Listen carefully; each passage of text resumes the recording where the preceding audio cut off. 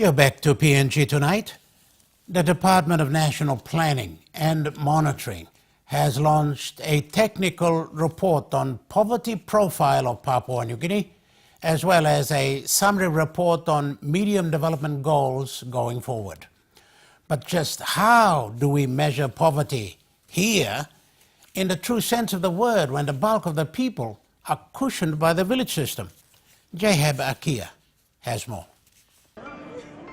Over the past 3 years, the Department of National Planning and Monitoring under the leadership of Charles Abel have been working to create certain policies that are suitable for the country's positive development. These have included the water, sanitation and hygiene, or the WASH policy, the STARS concept for responsible sustainable development, and other home-based policies that are applicable for PNG's problems. Amongst these has also come a poverty profile for the country. The Papua New Guinea Poverty Profile is based on the Household Income and Expenditure Survey 2009 to 2011, carried out by the National Statistics Office, with interviews spread reasonably over time.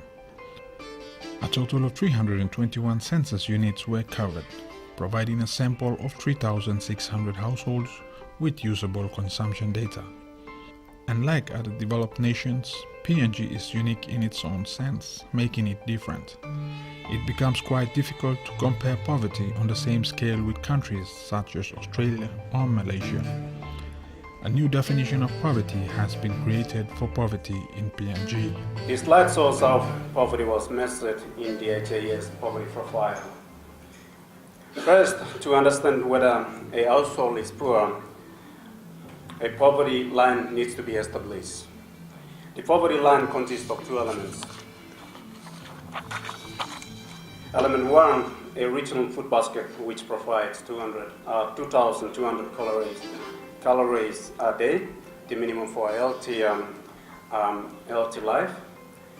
The second element is a share of basic non-food expenditure including household goods, education and health expenditures. This is the cause of meeting the basic needs.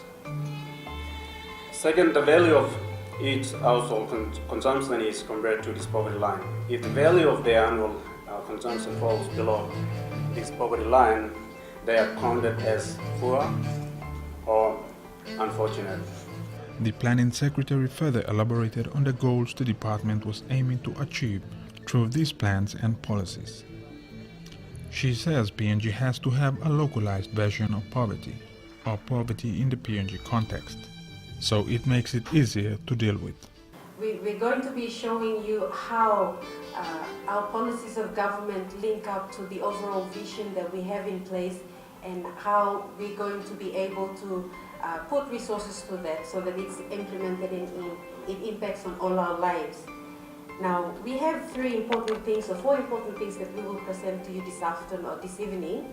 And like I said, I'd like for that to be looked at and understood and embraced as part of all your agencies, all the agencies that are here. So when you look at your plans and when you implement your activities, you understand where the government is coming from in terms of its development agendas. Minister Abel said PNG's development agendas and goals are different from other countries, and our plans must be aligned with these goals so we achieve them within the time frame that has been marked. Mr. Abel pointed out the fact that the creation of localized plans would see a better delivery of services to the people on the ground.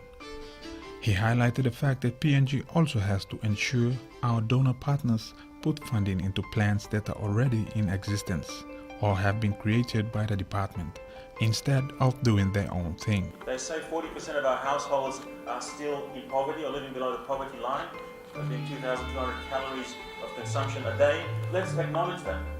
Let's have the reports. Regionally, where is it happening? If we are having issues with the MDGs, let's acknowledge that. And in some ways, it's rather a paradox. We present the reality, and at the other end of the spectrum, we present our dreams and aspirations. And this is a challenge before us. How do we marry these two up? How do we make progress to that vision? And how do we steadfastly report against that so that there is a scorecard? And we are dealing with facts and figures at the end of the day. We're not just dealing again with these dreams and visions that are not linked to reality. The department has some more policies that are currently being worked on, and once these are completed, will be taken to Cabinet for approval before being put into action.